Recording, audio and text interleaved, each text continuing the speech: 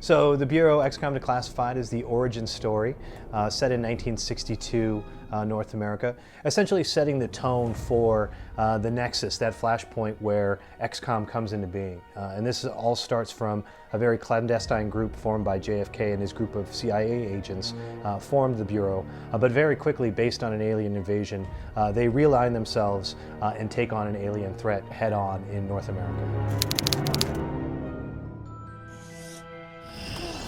Well, every other XCOM game out there has been set in the near future, whether that was 1999 of the original game or sometime after 2013 for Enemy Unknown.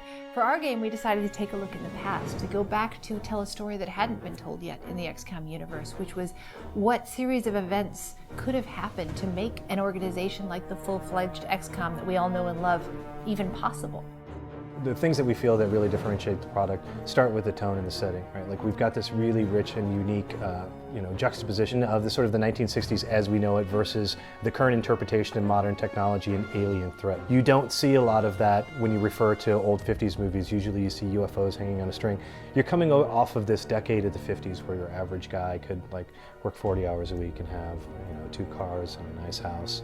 And so there was this feeling that nobody wanted any disruption in their lives. So what is really cool to me is the fact that you can really, imagine in the 60s that there is a bureau, and that there was a bureau of some sort in that time period that was under the radar, completely unknown to the public, with similar goals to what we're communicating through XCOM, but just in a different light.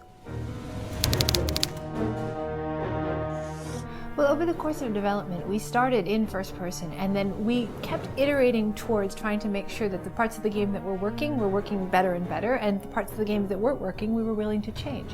It was really a journey from that first person view of the game that we showed in 2010 to the first third person hybrid that we showed in 2011, where you can see the beginnings of what we're calling battle focus mode now. But it was a little different too. We were still trying to get that feeling of teamwork, the feeling that the player could really have to be responsible. We could hold the player responsible for the decisions that they made for their team, and if they make a mistake and lose one of their agents, they would have to deal with the consequences of that.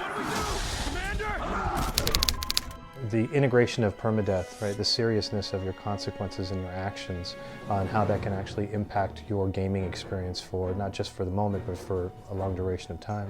And I think that it's been a powerful tool for us as we're sort of engineering and designing levels, as well as providing a real motivation to the player for utilizing the tactics and tool sets that we make available. You want the player to feel that the game is treating them fairly and not cheating them in the event that they lose a character because of poor design decisions. So when you introduce something like permadeath, it affects everything from the way that you engineer your levels, to the way that you introduce characters, and you constantly have to be cognizant of where the player is in terms of their leveling and skill set at that particular time.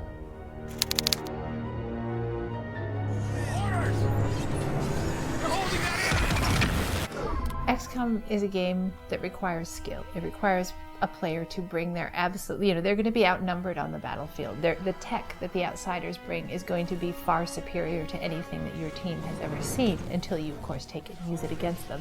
And our game really requires people to bring not just their twitch, but their skill, their ability to plan for a team, their ability to use tactics, the ability to take any advantage possible on the battlefield. And we think that that is a core value of the XCOM franchise in general, just having an extremely difficult game that it requires everything you've got to succeed in, and even when you give it everything you've got, sometimes you still have setbacks.